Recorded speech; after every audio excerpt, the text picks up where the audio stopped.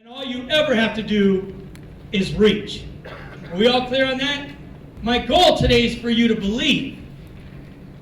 Don't let me sell you the boots that you already have on your feet.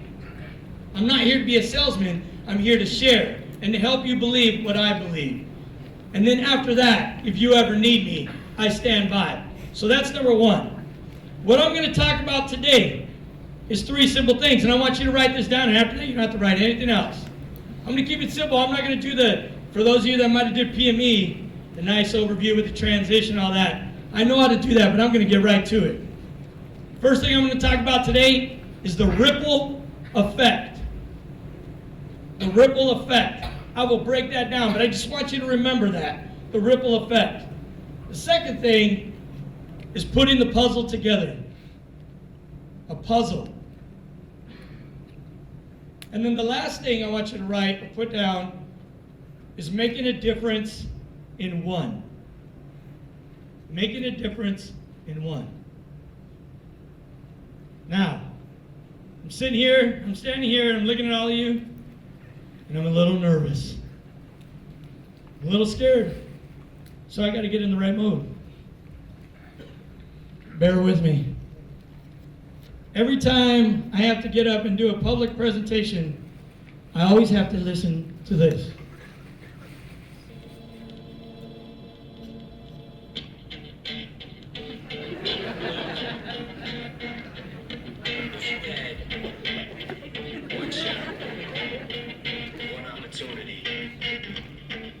Everything you ever wanted. One moment that you captured. Just let it slip. And then after I sit in the car. His palms are sweaty. He's weak. So I'm serious. Every time I get up and speak, some people say, there's no way you can get nervous. There's no way you can be scared. I'm always scared. I'm always nervous. And why? Because I want to ensure that when I deliver a message, that I can connect to you. I don't want you to come over here, just sit here and be an audience and say, hey, give to me, and then when I walk out, it's all said and done. That's not my goal. You see, I want to make you laugh today. I want you to make you feel something in your core today, but that's not my overall goal. My overall goal is that when you walk out the door and get back to real life, when life smacks you in the face, that you have something to reference and say, wait a minute, I can make this happen. You men and women, what I have noticed here is you have an incredible community. It is incredibly diverse. Every service is represented here. And when you're in one service, you have your own things to worry about, but when you have everybody else, there is a lot to pay attention to. When you look at the pace is extremely busy. There are so many things changing, and people have priorities, and then when you have your priorities and you're shifting and moving, so does our services or our nation sends down changes that we have to adapt to. And that causes stress, frustration, amongst all the other stress and frustration that you're dealing with. And so when those times come, I just want to share something with you today. Those three simple things that help me get up in the morning and walk out the door. Because when you walk out the door, it is no longer just about you. It is about anybody that looks at you. Because whether you want it or not, your example will be followed. It will be followed. So this morning, as I share time with you, every one of us has a common bond. Every one of us. We are all members in the profession of arms. We all serve. We protect those in the profession of arms. We protect our families. We all serve that flag. And sometimes we might challenge ourselves and ask ourselves, why am I serving today? Why am I serving that flag? There's so much chaos going on here, I don't even know how to put up with this. It is easy to get frustrated. Easy. But no matter what, when you look at the beauty of that flag, wherever you are, each and every one of you in this room knows that it represents home. Right here. The core of the profession of arms. And so what I'd like to share today is when you are dealing with the challenges of leading, I'm not talking about rank. I'm not talking about if you're an NCO, senior NCO, a CGO, FGO, a colonel. I'm not talking about that. To me, as a leader, is somebody that realizes that they influence anybody that comes in their sphere of influence. And when you have the opportunity to influence them to do something good or bad, you're leading just which way you're going to go. And so when I look at the 3 tools I'm going to talk about today, it is my hopes that when you walk out the door and deal with the noise and chaos, that you have another simple way to come back to center and be the leader we need you to be. So whether that means serving in the uniform or continuing your service onto something in our civic sector, no matter what, leading will be an opportunity we will have to do all the way until the day we die. So when you have that challenge, the first thing you got to pay attention to is your ripple effect. The ripple effect. That simple picture up there, a drop of water falls into the pond. Once it hits that water, the ripple already begins. Now you could try to stop it. You can put your finger in there and try to stop that ripple, but what ends up happening? It starts another what? Another ripple.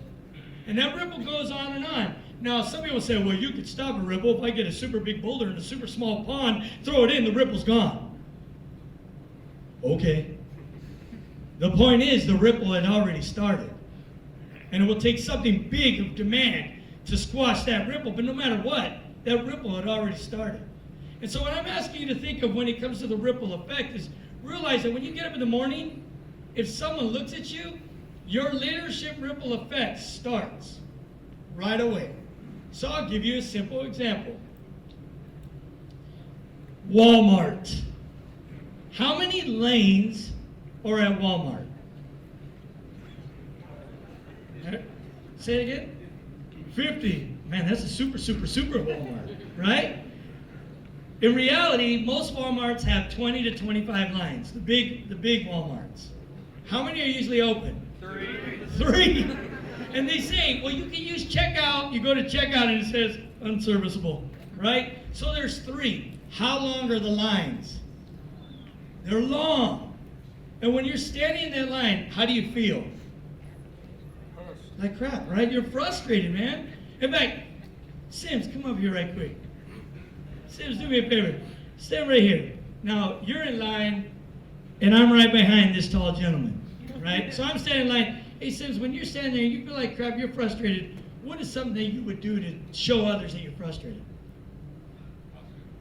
So give me an example. Leaning on the top of the soda can. But do you lean like that, or you're like, yeah, right? And then every now and then, you might give a big what? Oh man, a big sigh, right? So I'm standing in line, right? You look that way, I want you to give me a big sigh. I know, you think they would open up the other lines, huh? Right? You see, what did he do when I said, when there's other lines? What did he do? He's like, I know, right? You saw his face. But what do you think everybody else starts doing? Mm-hmm. They should be opening up those other lines too. Thanks, Sims. Here's the deal. How do we know that Sims wasn't standing in line and did this? Man, that's a fresh pine scent. I really like that smell, right? He could have had good intentions, but in reality, that simple sigh, it may seem dramatic. I've done it at Walmart just to see what happens. Everybody goes, I know, you think they would open up these other lines, and la la la. And what I want to say is, but you came to Walmart, you already knew the answer. Everybody already knows it's only 3 lines. Everybody already knows that the lines are long. Here's the interesting thing though. If you ask the cashier if they wanted the other lines open, what do you think the cashier would say? Yes. Does the cashier control that? No. The organization made a choice. Whether it be budget, whatever the case is, but that cashier has to do what the organization needs. But do we want that cashier to treat our customers with disrespect? No. So then why does that cashier deserve any disrespect from any of those customers? See, people don't pay attention to the ripple effect sometimes. They just come out and think that they own the world. That, man, why is it like this? When all they have to do is one simple thing. That cashier, hey, that's a nice watch. Or, hey, you know what, the way you handled that customer, that was awesome. Thank you for showing your professionalism. Now I'm going to tell you what the ripple is. They're going to look at you at first and be like, what's your problem? Because they're going to wondering why you're giving them a compliment, right? But the ripple of that, maybe you will reinforce that cashier to continue to bring that professionalism out when they got to deal with those jerks standing in line all the time. Maybe they go home that night after a long day of work, minimum wage, and then they sit there and say to themselves, you know what, that weird person? That was pretty awesome. You see, with that thing I'm asking you to consider when it comes to your ripple effect, how are you going to affect people in your lives? Not just as supervisors, managers. I'm saying as leaders. I'm talking about your kids, your spouse, your best friends. How are you going to impact them? Because this is what I believe when it comes to leadership. Two things happen. There's all kinds of philosophies. I keep it simple. I believe you affect and you infect. So let me give you an example. If you choose to affect those around you with poor and characterless leadership, then you're going to infect them with some options. One, to not bring their A game to the mission. They're going to be like, you know what? You're going to treat me that way? I'm not going to tighten the bolt all the way down. Or I'm not going to do that counting like I should. Or I'm not going to clean the equipment up like I should. And it's going to make impact because who's going to suffer when things don't come out right? The boss. The boss. Or let's say you're a jerk and you're like, you didn't do that right, let me write you up again. You didn't do that right, let me write you up again. I'm going to kick you out of our Air Force. I'm going to kick you out of our Navy, our Army, the Marine Corps.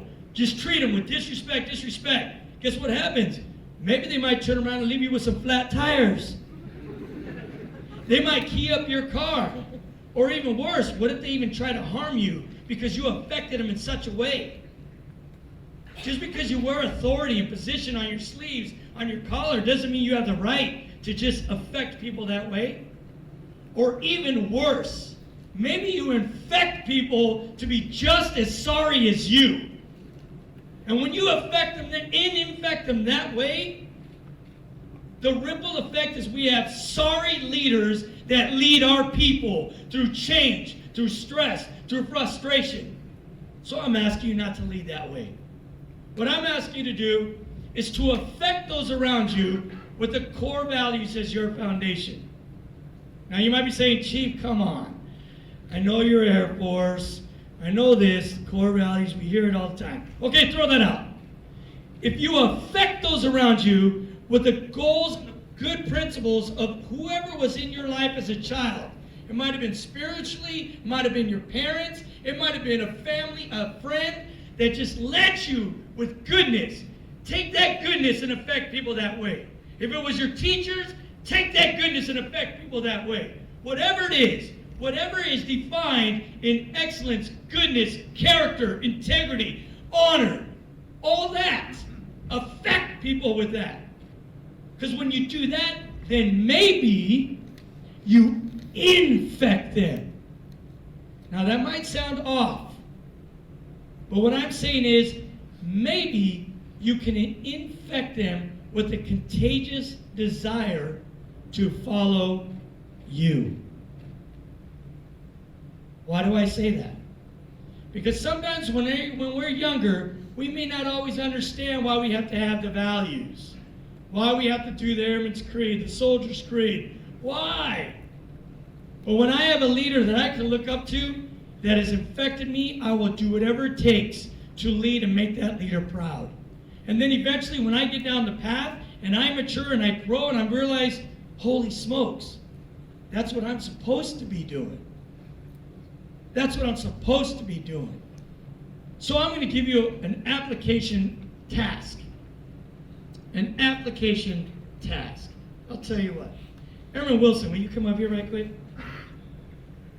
Please.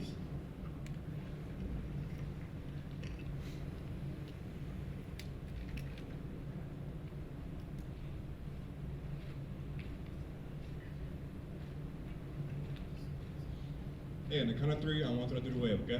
Say it a little bit louder. On the count of three, I want y'all to do the wave.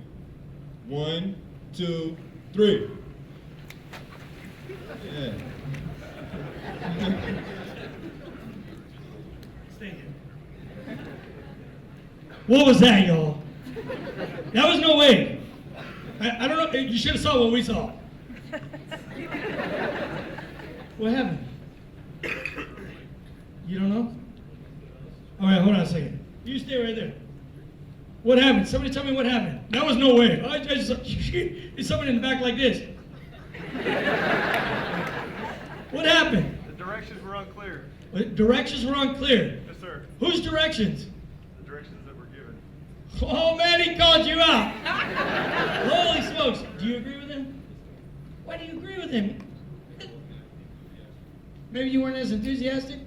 Yeah, but they know how to do a wave, right? I would hope so. So, what are you saying about his directions? He didn't specify whether it was front to back, side to side, who was starting. Oh man. He just said the wave, so. So whose fault was it? Yours. You gave the. Wait, hold up a second. Now it's getting crazy. Someone said yours. Yours is in who? As in Sim's, Wilson's, or mine? Yours. Oh, Chief's like, it wasn't me, it was her. So we got a lot of this going on right now. A lot of this going on right now. So not enough direction.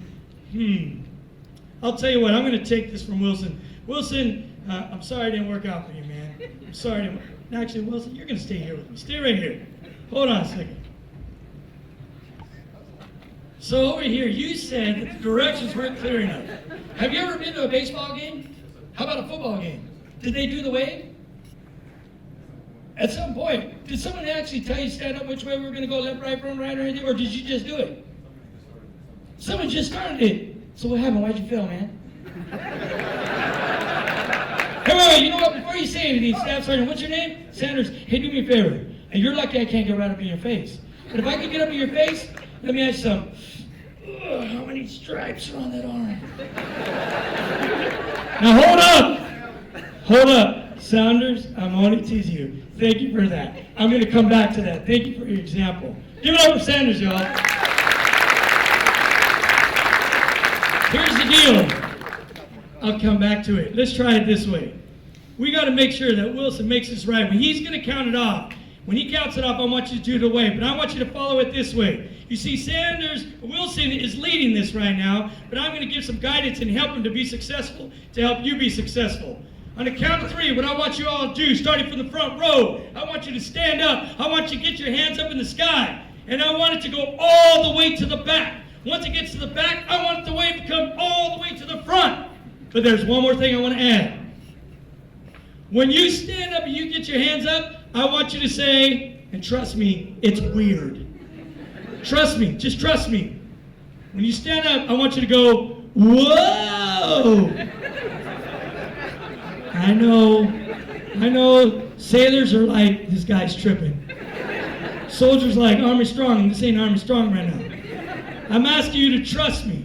So when he says 1, 2, 3, up, arms up, whoa, to the top and back. Let's see how well you make this mission happen. All right. 1, 2, 3, up! Bring it back!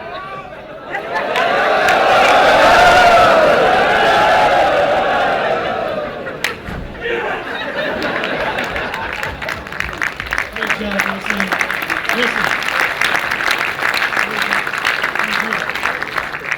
Here's the difference, y'all. Application. The first time we did the wave didn't come out right. We had a leader that got upset. On the count of three, give me a wave. And we got, right? We got the wave.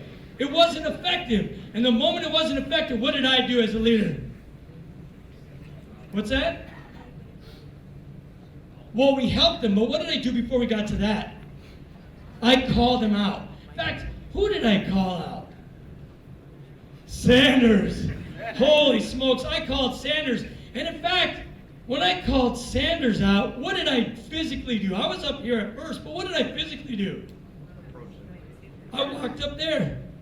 And then when I was trying to get up into space and get his attention, what did I end up doing? When he was getting ready to talk, what did I do? Oh, I stopped him first from talking, and then I did what? I pulled rank. Let me ask you, how many of you in this room have ever been asked to do a job, a task, was told to do it, not given enough information, not understand the circumstances, you went and did it, and when it didn't come out right, you were blamed? How many of you? Yeah, me too. Poor and characterless leaders never consider the circumstances and the situation, how they affect their people, and then they infect the mission. You gave me a wave, but it was not appropriate. The second time, though, everybody knows how to do a wave. They've been to a game. Everybody's done a wave somehow. But you're right. You do need to be known. You need to be told where to start, what to expect. I even asked you to do something weird. I asked you to trust me. And sometimes leaders ask you to do things, you're wondering, why are they asking me to do this? This makes no sense. But what I'm asking you to do is to trust. And you leaders, when you're in that position of influence, you must give your all. When the wave went up and when it came back, and I fell on the stage because it was wonderful, what happened out here? You clapped. Was that in my directions? No. You know why it happened? Because there's one thing about success. You can't deny it when you feel it. You don't have to be told when you achieve success. When you feel it, the ripple effect of strong leaders is absolutely amazing because it happens in the core. Yesterday, when I got to this place, yesterday morning, I sat down with all the command senior enlisted, joint partners in attendance, and these leaders, their topic of discussion was all about you. They are together because they want to make things right. They have the character and they want to have a ripple effect that impacts every one of you.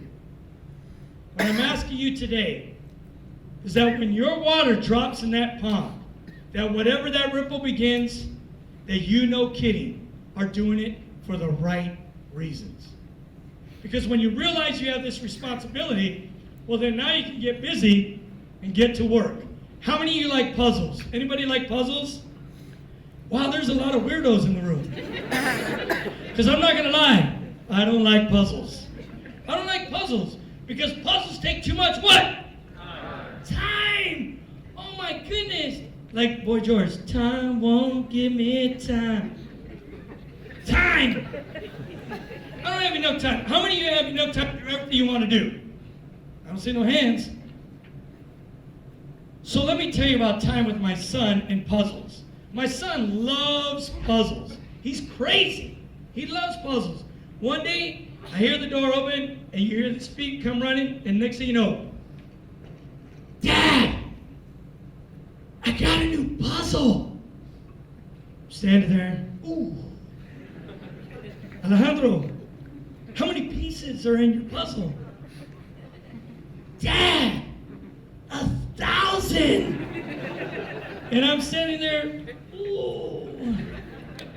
Now, if I go back to my first point, if I don't take time, if I make everything else a priority instead of my son, give me a potential negative ripple effect.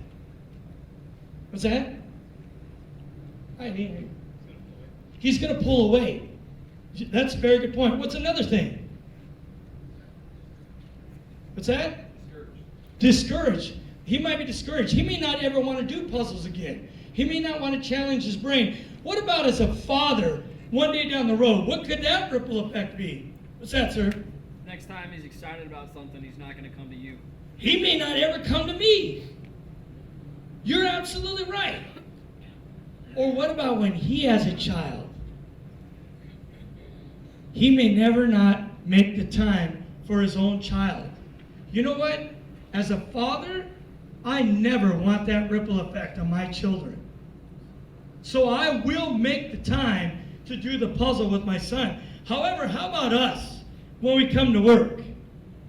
You know there's somebody in your job, when you look at them, you're kind of like, that's a filthy animal. I don't want to work with that one. You can go to the shop. Hey, is there anybody in here that you don't like to work? Mm-hmm. Who? Which one? Show me out loud. I can't. Everyone has somebody that they don't just necessarily click with. But you know what? As members in the profession of arms, we don't have a choice. We have a job to do. We have a mission to bring. We have to live up to the standards that get it done effectively, safely, proficiently, efficiently. And so we have to do that. And here's one thing. Sometimes when we're young in the tooth, we look at the next stripe and say, I need that next stripe so I could be that leader, so I could be better than everybody else. But then you ask them to put a puzzle together with a person they don't like, and they're like, that one. Here's what I'm asking you to do. If you really want to be a leader, it means you have to make the time to be willing to put the puzzle together. And the comparison is, those pieces of the puzzle are you, your coworkers, your budgets, your resources, the equipment, the mission, the priorities, the vision, community service, education, your home life, your parents, your brothers, sisters, your best friends. Everything that's in your life are your pieces. And your job is to put those pieces together. But you know what? We're not always experts. We're not always experts at putting the puzzle together. And in fact, when we do, what do most puzzle makers like to do when it comes to putting a puzzle together? What makes it easier? Edges first. The edges first, right? Quick and easy. There's the border. Now I know where to go. But what happens when I get into a position where I'm stuck? What do we look for? Why do you say the box? It has a picture, right? You don't know what's going on. You look at the box, you're like, oh yeah, right here. Let me ask you in this room, who in here has the box of their life where you can see exactly where you're going to be next week, a month from now? How do you know how your pieces are going to fall out? Last I remember, we really can't predict that. And so when you can't predict that, when you have to put the pieces together, how do you do it? Well, I'll tell you how.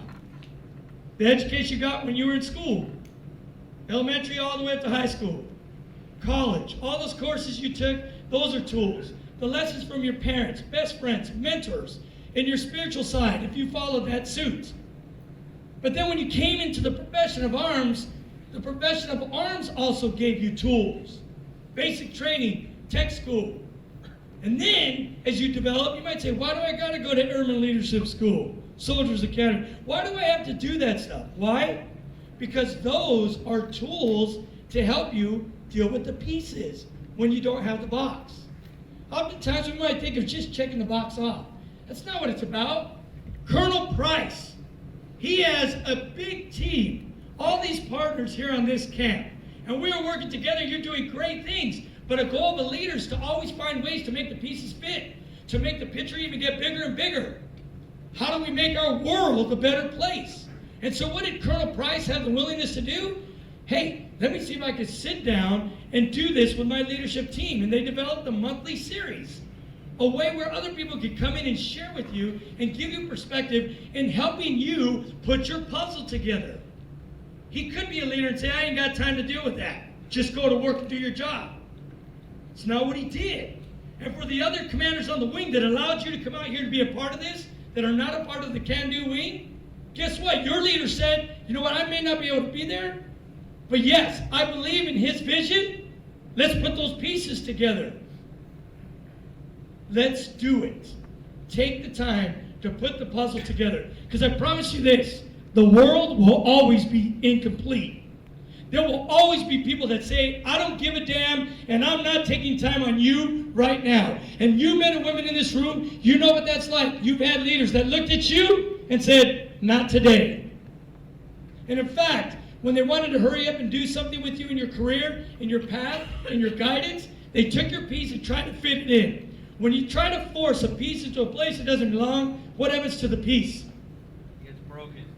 It gets bent. Someone said broken. If it's broken, holy smoke, that was somebody who truly didn't care. But if it gets bent, if it gets creased, does that crease ever leave that puzzle piece? Never. You can eventually find its spot, but it never leaves the crease. It never disappears. And this is one thing I don't ever want on any of you in this room. When you are dealing with the pieces of your life that are people, the one thing I never want your ripple effect to be is that you are a cause of a crease in their life. Ever. Ever. I want you to find the way to use the tools to put it together. But let's face it, sometimes when you're doing a CBT, it's not fun. Sometimes when you're going to PME, it's not fun. Sometimes, I remember Senior NCO Academy. Talking was fun. Lessons, oh man, I don't want to do this. So sometimes the lessons don't come back to us so we can use. There is one more thing to use. Each other. That's what's happening right now. We use each other. And I'm going to prove it. On the count of 3, what I would like is everybody in this room, and it's going to be a little weird. See, some of you are going to be like, I'm not doing it. But I'm asking you to do it. On the count of 3, what I would love for you to do is to shout out your first name. First name. At the same time, what I don't want is 1, 2, 3, blah, and then someone says, George. No, don't work that way. It doesn't work that way. At the same time, I want to see if I can catch a name. Let's see. 1, 2, 3. Yes! Almost over there. Almost. One more time. 1, 2, 3. Yes! Yeah, no. I didn't catch a name. Oh, in fact, all I heard was a bunch of noise. Mariana, are you in here? Come here.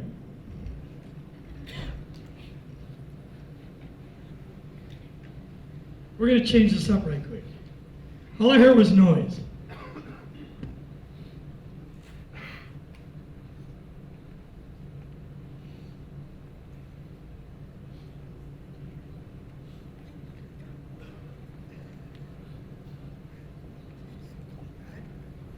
All right, y'all, we're going to see how well you follow Mariana.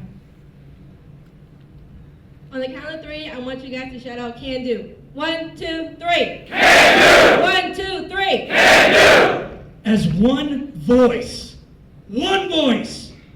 When you lead with passion, character, and all the traits it means to be a positive, infectious leader, as one voice, you change and make our world a better place. There are plenty of people that are stressed out, that are not. This morning at the first sergeant's meeting, I said, when you're on the ground, you only have one direction, and that's up. And the first sergeant says, Chief, sometimes people think that it's down. And he was right. He was right. What I want us to do as one voice, as one community, is to prove, regardless of the rank that is leading you, that you come together and we show everybody that if you're looking down, I want you to look up. And I want you to follow me. One voice. The youngest airman, sailor, soldier, Marine, Coast Guardsman, contractors, our civilian airmen, if we come together and we really care about the people in our lives that we work with, that we go to the front line with, if we come with the same voice, we don't always understand. But if you ask and say, help me understand, you will do your part in making our world a better place. Let's give it up for Mariana.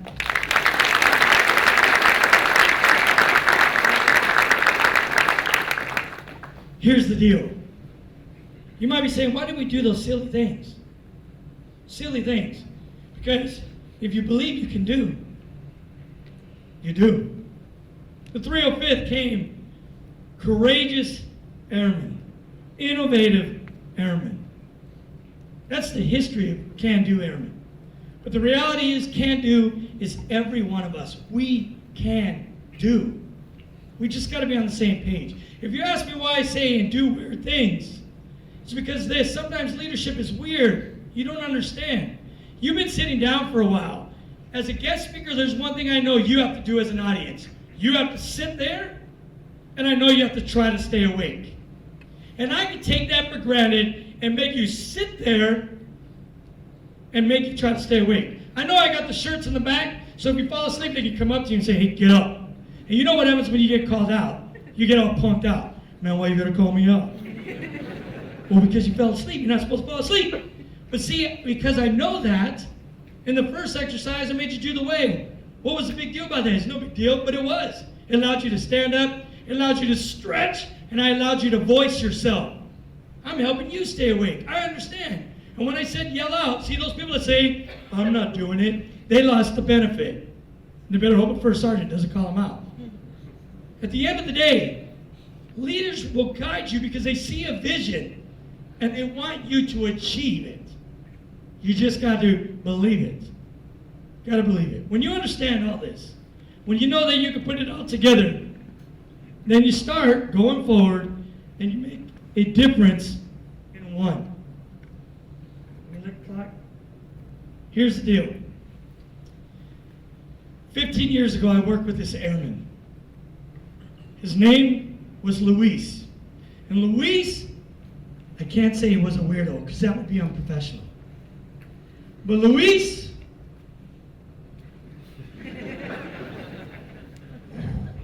when I would walk into here, I'd be like, hey, y'all, what's going on? And they'd be like, hey, what's up, Sergeant B? I'd be like, what's up?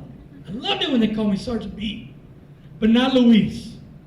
I would go up to Luis. Hey, Luis, what's going on? And Luis would be like, whoa. Okay, Luis. Everybody else, what's up? Sergeant B, what's up? Every time Luis would walk in the door, Luis, what's going on? Whoa. Luis, you're in the Air Force, man. Whoa. Weirdo. Luis was crazy. He was Mr. Whoa all the time. Luis, how's things going? Whoa. Luis, you know you're not in the Army, right? Whoa. Okay, go make me some money. But you know what was awesome about Luis? Luis was my rock star. If I ever needed somebody to volunteer, Luis was that guy. And you as supervisors, you know, when you need volunteers, you're like, oh man, Colonel Price is asking us to do this. I got to go to the shop and say, we have an opportunity to succeed, to excel. And the airmen are like, don't look at me. Don't look at me. Don't look at me. Right? Happens all the time. But Luis was the bomb. You see, when I would go to the shop, hey, we got an opportunity to excel. All the airmen would be like this. And Luis, I'm not like this Luis. Sit there, we got an opportunity to excel.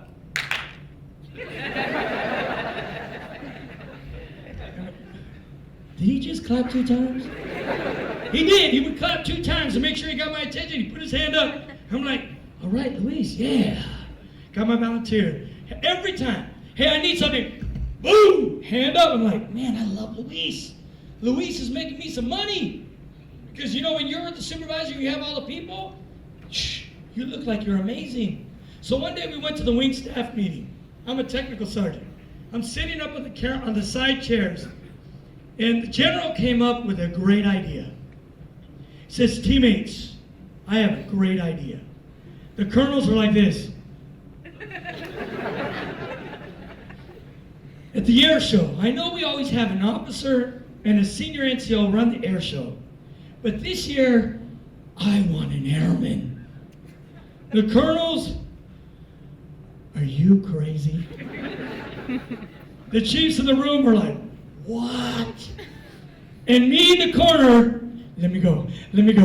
I'm gonna go get my airman, right? So I take off after the meeting, I go to the shop. Y'all, this is for real this time.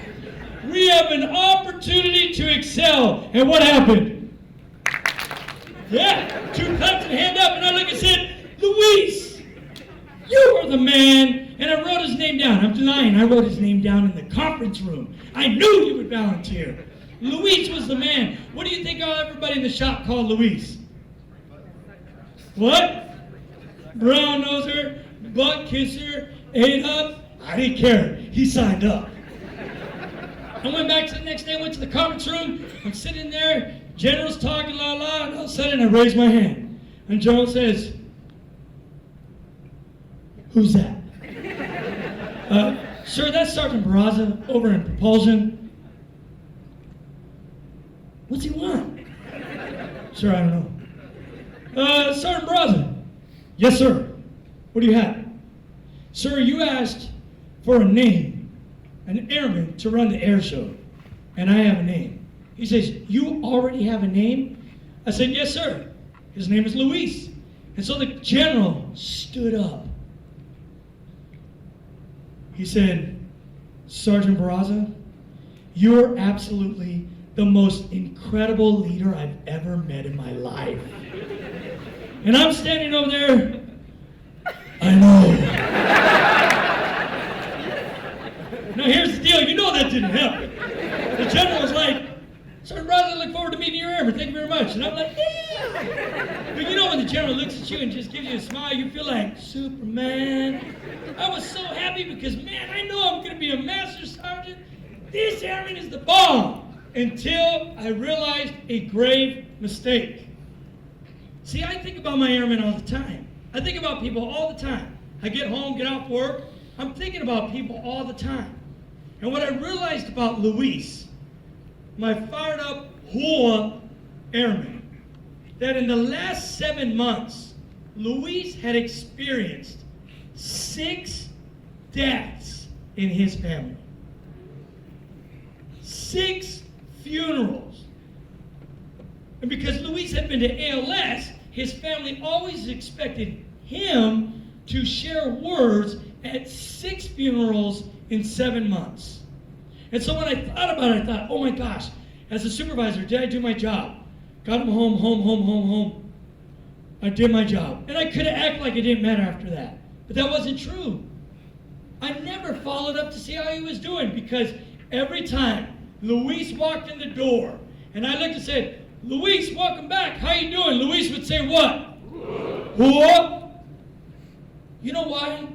Because Luis had a can-do attitude unlike any other. He would bring it all the time. And you know what I did as a supervisor? I completely took it for granted. Completely. So I had to make it right. I went to the shop the next day. Luis is working under an engine. And I said, "Hey, Luis, you got a second?" Luis is under the engine. Imagine this happening. We had a shop of 100+ people. Luis is on the ground. He sees it's me. He throws the tools. He gets out. "Yes, sir, Sergeant Barraza." "Calm down." He yelled in front of the shop. Everybody in the shop stopped what they were doing and did this.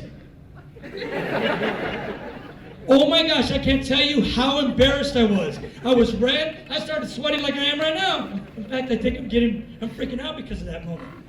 Luis was crazy. I said, "No, Luis, here's the deal. If you can, just come to my office. I'd like to see you." He goes, "Sergeant Barraza, am I in trouble?" No. Just calm down. Can you just come to my office?" "But Sergeant Barraza, you never call me to your office." "Man, dude, I'm trying to make right of this and you keep stabbing me in the back. I'm trying to be a good supervisor."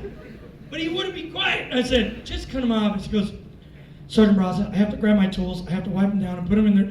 "Luis, please." My office. I'm walking away from Luis. And I no longer want to talk to him. Because my heart is racing. He has me nervous. The rest of the shop is laughing. And this is what happens. I'm in the shop. I'm walking away from him. I'm going to my office. And on the way, I'm like, oh gosh, I just want to tell him, "Are you okay? Get out of my office." I'm thinking all these things in my head. And all of a sudden I hear this. "Proceeding, sir!" I turned around. This is a shop of 100+ airmen. Imagine happening this in your shop. This is Airman Barraza. "Proceeding, sir!" I saw him coming. I want to take off running. He's crazy. Luis is crazy. I get to my office real fast. I'm like, oh my God, I really don't want to talk to him anymore. The shop is busting up. He gets in here and says, "Sergeant Barraza, would you like me to give you a report?" He said, "Sir," I'm like, "No, sit down. People are looking at you." It was out of control. Oh my gosh, collapsed. I didn't want to talk to him anymore. And I said, Luis, how you doing? He's like, whoa. Like, no whoa right now. No whoa. I'm like, stop. Luis, I'm trying to be serious. How are you doing? He says, Chief, I'm good. No, really, for real, how are you doing? I'm doing good. What's wrong? Am I in trouble? I'm like, no. Luis, how do you come to work every day, all in, motivated? Everybody laughs at you for being so motivated when you just had 6 deaths in your family. And with comedy said, Sergeant Barraza, because they don't understand my life. I'm like, what do you mean? Well, they don't understand. And because they don't understand, I'm not going to worry about it. Well, what do you mean about your life? He says, well, both my parents were gang members. And I'm like, okay, what's it got to do with you? Airman Luis was my rock star airman. Amazing. So I look at him like, what's this got to do with you? Well, Sergeant Barraza, I was in the gang. I'm like, what do you mean you were in a gang? He goes, I was. I'm like, what? Did you do drugs? What did you? Oh no, my parents taught me good values. I'm like, you're in a gang, fool. I don't understand. It's like, well, my parents taught me that if I do drugs, if I get high and someone tries to hurt me, I can't hurt them first. And I'm like, man, that's a little twisted, right? I'm like, so then if you were in a gang, then what did you do? If you didn't do any of that, what did you do? And he goes, oh, Sergeant Barraza. Now I'm a small man, but Luis is much smaller than me. So my ego kicked in. He's like, Sergeant Barraza, I love to fight. And I'm like, whatever, Luis, calm down. He goes, no, I'm serious, I'll fight you. I'm like, you better calm down. No, Sergeant Barraza, for real, I used to fight all the time. I was getting in a lot of trouble. My mom got me into boxing, and you know, my life changed after boxing. I'm like, okay, well, how? Well, because I went to jail. I'm like, what do you mean you went to jail? And he said, well, I got stabbed one time. I'm like, what do you mean you got stabbed? He goes, I got stabbed. We had a gang fight, got stabbed in my leg, sliced all the way down. I punched a young man, and then I got arrested. I'm like, so how did you end up in jail? Self-defense. He goes, no, it wasn't. I'm like, what do you mean? Because I was a 2-time Golden Glove. I'm like, holy cow, you? He's like, yeah. I'm like, so what happened with jail? He says, well, the judge gave me 2 options. 2,500 plus hours of community service, felony for assault, and get to go home, or serve 18 months, California Youth Authority, no felony for assault. I say, well, obviously, you did not go away, but how would you have been in the Air Force? He goes, well, I did go away. I said, you went to lockup? He goes, yeah. I said, what was that like? He said, well, I'll tell you, Sergeant Barraza. I remember the director, on the day we arrived, said to me, I have an open door policy, and I'm here for your protection, your rehabilitation, to help you find a better way of life. On the 3rd day, Sergeant Barraza, I was sexually assaulted. The conversation changed. Sergeant Barraza, on the 7th day, I was sexually assaulted again. I went to go see the director because he said I had an open door policy. And when I went to go see the director, I told him what had happened. He had apologized for what happened to me, and he told me that we will take care of this. When I left his office, I felt that I would be okay. The very next morning, a correctional officer came and got me from my cell and took me down the hallway. I thought my mom was coming to see me. But he took me to a room, opened the door, and when I walked through the door, and as he was closing the door, there were 5 rival gang members in the room. And I looked at him and said, did you fight? He goes, no. They robbed me of my dignity. He said, Sergeant Barraza, when I looked back at the door at the correctional officer and looked through the window, I said, what are you doing? And he said, the correctional officer looked at him and just said, and closed the door. Luis admitted to me that day that in the 18 months he was there, he was sexually assaulted 11 times. 11. And what I learned that day was that the motivated airman I knew was motivated for a completely different reason. He saw ugly in a very bad way. I asked him, I said, well, how did you come to the Air Force? I don't understand. What made you think of it? So we needed a way to get out. 3 months before going to high school graduation, had 2 scholarships, UCLA and USC. So why don't you go to college? Because I got shot for the 5th time. Luis said when he came out of his coma and saw his mom and his sisters, he knew he had to change his life. And what he saw, the opportunity, was the Air Force. When he came in the Air Force, I asked him, what made you think of the Air Force? He goes, well, I went to a Marine recruiter at first. And he goes, Sergeant Barraza, don't let me confuse you. The Marines are bad. But this person that was wearing that uniform that day didn't care about me. As I was sitting there, he picked up the phone and he was talking to his buddy on the phone while I was sitting there wanting to be a Marine. Didn't pay attention to his ripple effect. I looked down the hallway, Sergeant Barraza, and there was an office of blue. When he said that, I was like, now there's the Luis I know, the weirdo. And I said, hey, Luis, were your gang colors blue? And he's like, yeah, Sergeant B. And I'm like, see, I know what's up. I'm bad. He said, I got up. And Luis is sitting there, and he goes, I got up. And when Luis stood up in front of me, I went looking for the scissors, just in case. Luis said he walked down the hallway to the Air Force recruiter. He knocked on the door, and he said, hey, you a military? And he tells me, Sergeant Barraza, the recruiter was sitting there. He was riding. He saw me. He stood up, and he said, you never heard of the Air Force? And he goes, Sergeant Barraza, there was a glow all around him. It was beautiful. I looked and said, Luis, you're crazy. There's no rainbow. He goes, there is. Luis, why do you say that? And he goes, because Sergeant Barraza, I never had anybody open their arms up to me and make me feel something was bigger than all of us. That moment, I'm continuing to feel that this airman is not the average airman I know. I will tell you this. Luis, when he came in, was a troubled airman. He got LOCs, LORs. He got into a lot of trouble because he challenged because of leaders that didn't care.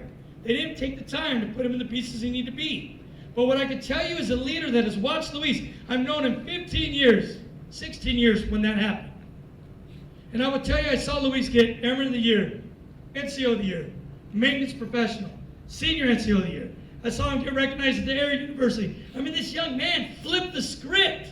He took everything of his past and flipped it because of one great boss, a technical sergeant. And I thought it was awesome that he remembered his name. One technical sergeant paid attention.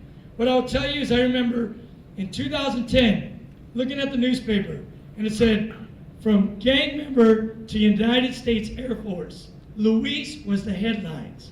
And right under it, promoted to the rank of Chief Master Sergeant, Luis's name was on there. And I could say to myself, I was like, holy cow, I've known that guy when he was a young cat and where he is today. But the fact is this, that is if without people like you here, making the mission happen, caring enough to come and take care of people, when leaders come together and talk about the direction of the community, which way are we going to go? When leaders pay attention, what we can do to make it better for our team. Without leaders like all of you, there's absolutely no way that Luis could be standing in front of you today. You see, I'm Jose Antonio Luis Barraza. 16 years ago, I realized I was winning a lot. I was gaining success. I had leaders that put me in the right direction, and I became a taker. I just wanted to take everything. Give me a day off, man. I didn't know I could get that. Let me take it. Give me an award. Let me take it. 50% off the BX. I'm buying me some Sarah Vegas. Put it up in the dorms. I'm going to be the loudest room in the dorms. I was a taker. But 16 years ago, I had to stop. And I had to tell myself, of all the things that happen in your life, you must be accountable. You must. I was given so many opportunities to change, but I had to believe it. You men and women in here, the examples I used earlier, you've experienced all those things. So have I. You might see me as a chief, but I'll tell you what, I remember many people who put their thumbs on my path. Many people who called me derogatory statements. Many people who laughed at me. But they need people to be all in. They need people to be hoo, hoorah, hoo-yah. They need people to be that way. We need people to dig deep. Yesterday, my buddy Dave Matos said, there's not always going to be somebody there to pick you up off the ground. So when we're here now, we have all these tools, camp days, resiliency, wingman concept, battle buddy. There's all these tools, but are you using them? You've got to believe in it. Because if you don't, how do we expect the people to get up when they're by themselves? If you don't believe it, it's standing right in front of you. Because 16 years ago, I realized I was a taker and I needed to be better than that. Somebody paid attention to the ripple effect. The leaders I've been around paid attention to what they did on a daily basis, time and time again. And what ended up becoming a part of the ripple? Me. I'm not amazing because I'm amazing. I'm here because of great leaders who paid attention to the ripple effect, who took the time to put the puzzle together. I was a piece that was trying to fit in many ways, and people took advantage of that. I had people who said open door policy. I didn't believe that at all, because the only place they put me in was in a place to lose my dignity. And I can tell you everything about it. I've never forgotten it. What I'm asking you to do is the pieces in your charge, they're there looking up to you. Don't be the one that leaves the puzzle undone. Make a difference in one. My band teacher in 7th grade said, you're going to play the trumpet. I'm like, you're crazy, old man. I'm not doing that. That's for fools. He says, you're going to play the trumpet? Whatever. So I played the trumpet just to shut him up. But Mr. Luna, because of him, that's how I got my scholarship to USC. Never got to use it, so does it matter? No, doesn't matter. Does it matter I played the trumpet? No. Does it matter? Yeah. You know why? Because 3 weeks ago, I performed my 999th military funeral honors with the honor guard, not because I'm amazing, because I picked up my trumpet and played in 32 degrees with Airman folding a flag and giving it to a family. And it's funny because 5 years ago as a chief came up to me and said, Chief, honor guard is for Technical Sergeant Sam below. What are you doing? And I looked at the chief and said, Chief, if you want a radio to play for you and your family on Saturday so I can take the day off, hey, let me know, man. Don't worry about people laughing at you. If you have it, bring it. That is not because I'm amazing. That's because someone said, believe in me and follow. Make a difference in one. Because when you do that, it's the 3 points. When you make a difference in one, they become your ripple effect to making our world a better place by putting the pieces together. So at the end of the day, I want you to believe. And I know it's hard. I know we all deal with challenges. I want you to believe in all caps, all bold. I want you to believe the core values, want you to believe your spiritual side, want you to believe. If you're going to a school, they want you to believe in the institutional values. You in your marriage, you look at your spouse, you want your spouse to believe in those commitments. It's believe all in, all the time. But here's the problem. Most of us believe this way.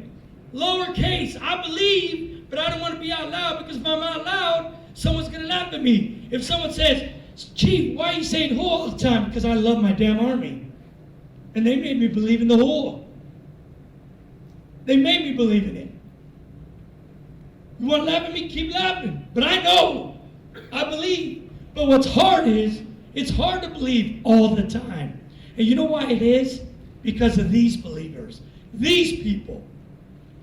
These people believe when it is convenient for them. And when it's no longer convenient for them, they live the lie.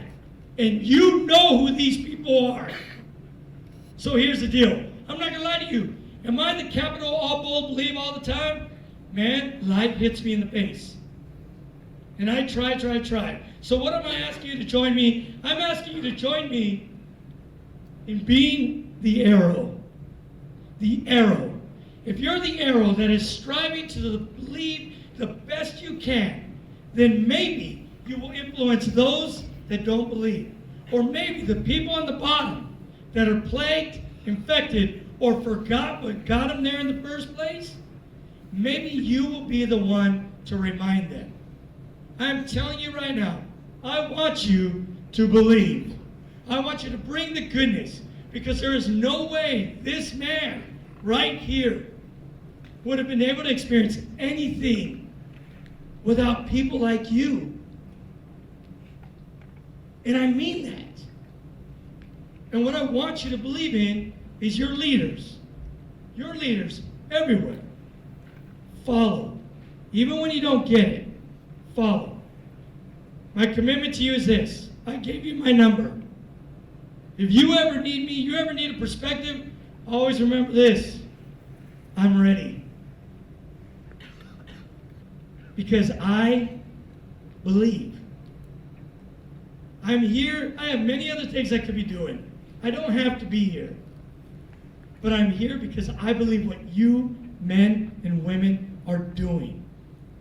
And so when the day comes and smacks you in the face, stop, breathe, find your reference point, and get up to move forward. I am thankful for the opportunity to connect with each and every one of you. Remember, we could always think about our people, but we always got to remember to think about what we are doing. That's what I had to do 16 years ago, and I have to stay accountable to it ever since. I wish you the best as you go forward. Thank you very much, sir.